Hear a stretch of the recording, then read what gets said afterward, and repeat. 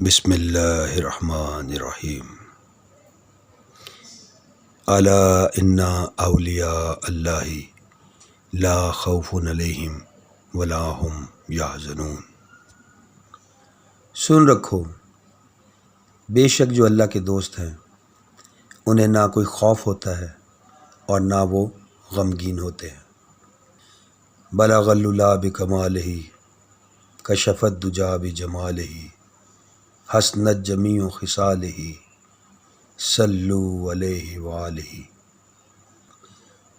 جے تو گم ہوویں وچ اس دے اپنی چھوڑ نشانی، اے توحید محمد بخشا دسے کون زبانی۔ حضرت سری سکتی رحمۃ اللہ علیہ، آپ اہل کمال میں پہلے فرد ہیں جنہوں نے بغداد میں حقائق اور توحید کی بنیاد ڈالی۔ آپ حضرت معروف کرخی رحمۃ اللہ علیہ سے بیعت اور حضرت جنید بغدادی کے ماموں تھے۔ اس کے علاوہ حبیب رائی سے بھی شرف نیاز حاصل رہا۔ ابتدائی دور میں آپ ایک دکان میں رہا کرتے تھے اور اسی میں ایک پردہ ڈال کر 1000 نوافل روزانہ پڑھا کرتے تھے۔ اسی دوران ایک شخص کوہ لگام سے حاضر ہوا اور پردہ اٹھا کر سلام کے بعد عرض کیا کہ کوہ لگام کے فلاں بزرگ نے آپ کو سلام کہا ہے۔ آپ نے سلام کا جواب دے کر فرمایا کہ مخلوق سے منقطع ہو کر عبادت کرنا مردوں کا کام ہے، اور زندہ وہ ہے جو مخلوق سے وابستہ رہ کر ایجاد الہی کرتے ہیں۔ آپ تجارت میں 10 دینار پر صرف نصف دینار نفع لیا کرتے تھے۔ ایک مرتبہ کسی نے 60 دینار کے بادام خریدے، لیکن اس کے بعد قیمتیں بڑھ گئیں اور دلال نے 90 دینار لگا دیے، لیکن آپ نے فرمایا کہ میں اپنے عہد کے خلاف فروخت نہیں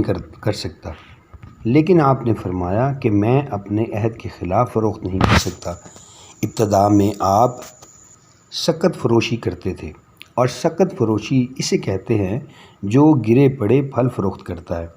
اسی دوران بغداد کے بازار میں آگ لگ گئی، لیکن آپ کی دکان محفوظ رہ گئی اور آپ نے بطور شکرانے کے دکان کا تمام مال صدقہ کر دیا۔ ایک مرتبہ لوگوں نے سوال کیا کہ آپ کو یہ مراتب کیسے حاصل ہوئے؟ فرمایا، ایک مرتبہ حبیب رائی میری دکان پر تشریف لائے اور ایک یتیم بچہ بھی ان کے ہمراہ تھا۔ انہوں نے فرمایا کہ اس بچے کو کپڑے دلا دو، اور جب میں نے تکمیل کر دی تو آپ نے دعا دی کہ اللہ تعالیٰ تمہیں وہ مراتب عطا کرے کہ تم دنیا کو اپنے غنیم تصور کرنے لگو۔ چنانچہ اس دن خدا نے مجھے عظیم مراتب سے نوازا۔ آپ ہمیشہ فرمایا کرتے تھے کہ 40 سال سے میرے نفس کو شہد کی خواہش ہے، لیکن آج تک میں نے اس کی خواہش پوری نہیں کی۔ پھر فرمایا کہ ہر یوم اس لیے آئینہ دیکھتا ہوں کہ کہیں گناہوں کے سبب میرا چہرہ سیاہ تو نہیں ہو گیا۔ فرمایا، کاش پورے عالم کے اعلام مجھے مل جاتے تاکہ دوسرے لوگوں کو غم سے رہائی حاصل ہو جاتی۔ ایک بار فرمایا کہ جب کسی مسلمان کے سامنے داڑھی میں خلال کرتا ہوں تو میں یہ ڈر رکھتا ہوں کہ کہیں منافقین میں میرا شمار نہ ہو جائے۔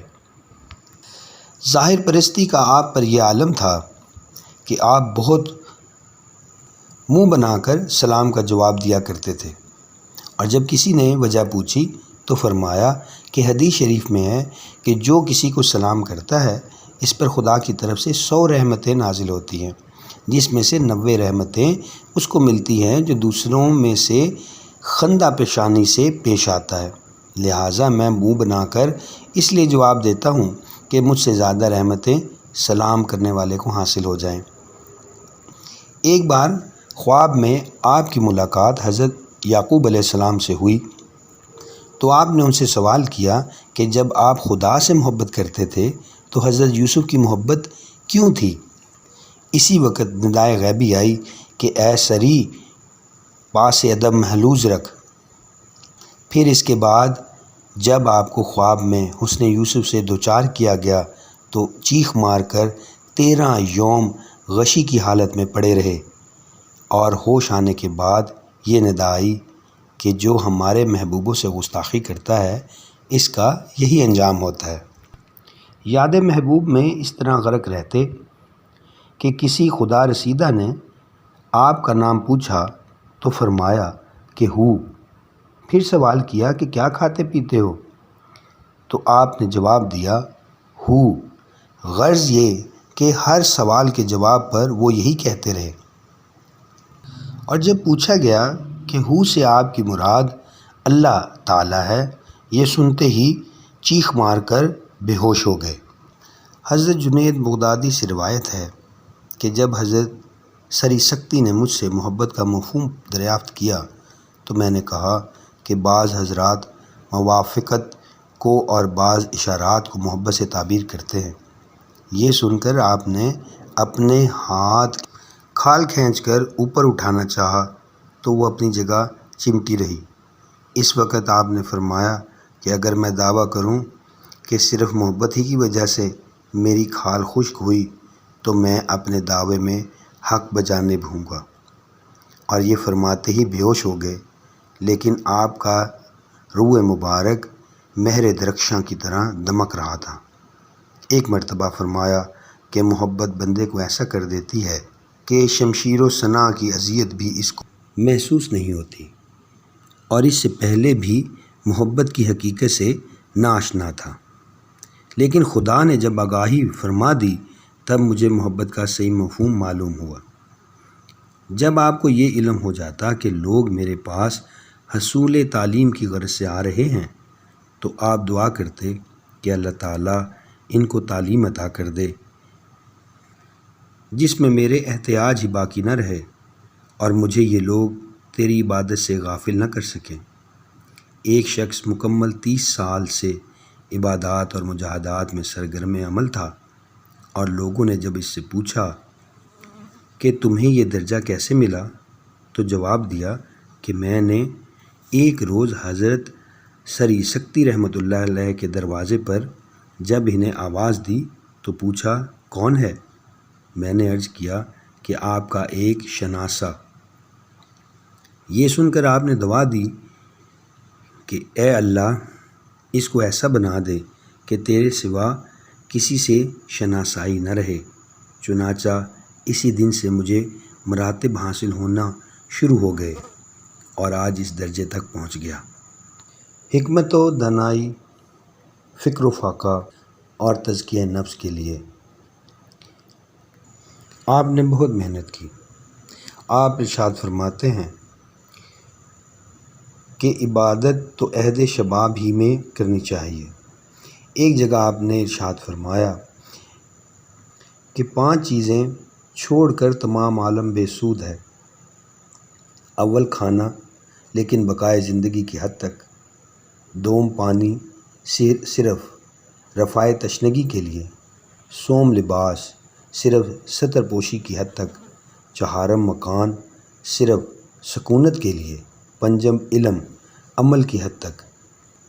آپ فرمایا کرتے تھے کہ خواہشات کی حد تک گناہ قابل معافی ہے، لیکن کبر کی بنیاد پر گناہ ناقابل معافی، کیونکہ حضرت آدم علیہ السلام کی لرزش خواہش کی بنیاد پر تھی اور ابلیس کی خواہش کبر کی وجہ سے تھی۔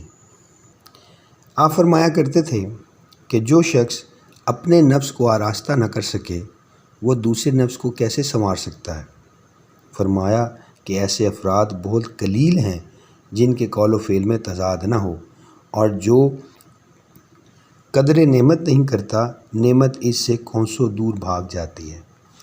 حضرت جنید علی بغدادی فرماتے ہیں کہ آپ کے آخری ایام میں جب آپ حضرت کی عیادت کے لیے حاضر ہوئے تو کافی گرمی کی وجہ سے حضرت جنید علی بغدادی نے آپ کو پنکھا جھلنا شروع کر دیا، مگر آپ نے روکتے ہوئے فرمایا کہ آگ اور بھڑکنے لگی ہے، اور میری مزاج پرسی پر فرمایا کہ بندہ تو مملوک ہے اور اس کو کسی شے پر قدرت حاصل نہیں۔ حضرت جنید بغدادی رحمۃ اللہ علیہ فرماتے ہیں کہ ایک مرتبہ آپ نے فرمایا کہ میں بغداد میں مرنے کو اس لیے ناپسندیدہ سمجھتا ہوں کہ یہاں کی زمین مجھے قبول نہیں کرے گی اور مجھ سے حسن ظن رکھنے والے بد ظنی میں مبتلا ہو جائیں گے۔ پھر جب آپ نے نصیحت کرنے کی درخواست کی تو حضرت شاہ سری سکتی رحمۃ اللہ علیہ نے فرمایا کہ مخلوق میں رہتے ہوئے خالق سے غافل نہ ہونا، یہ کہہ کر آپ دنیا سے رخصت کر گئے۔